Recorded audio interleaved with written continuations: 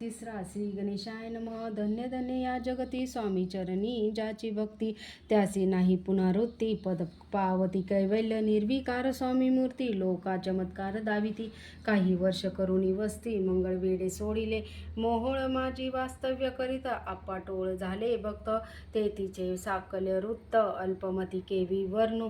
सेवे घेऊनी स्वामीसी टोळ जाती अक्कलकोटासी. अर्धमार्गावरुनी टोळासी मागे परतणे भाग पडे. टोळ गेलिया परतोनी स्वामी चालले उठुनी. बहुत वर्जिले सेवकांनी परी नच मानिले त्या.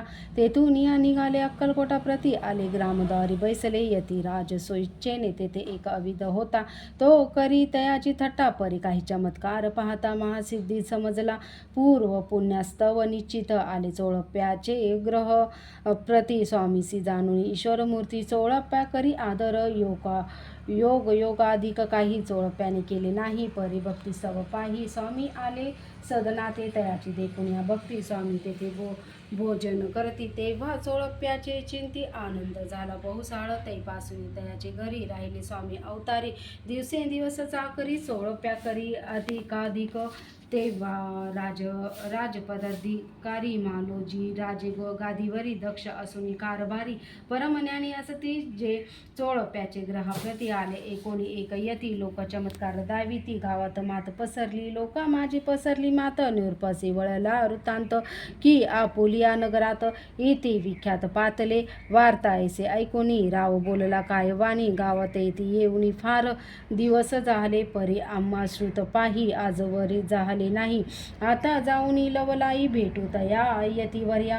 परी ते केवळ अंतर्ज्ञानी ऐसी वार्ता ऐकली कानी. हे सत्य तरी येऊनी आत्ताच देती दर्शना.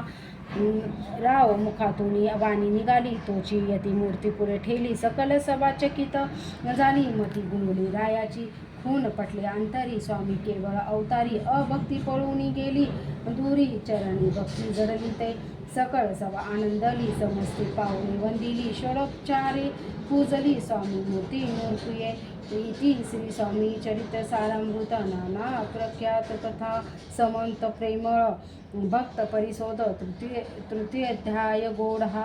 श्री स्वामी राजपरमस्तु. श्रीरस्तु शुभम भवतु. इति श्री स्वामी चरित सारामृत. अक्कलकोट नगर प्रवेश. तृतीयाध्याय गोडहा. श्री स्वामी समर्थ. श्री स्वामी समर्थ.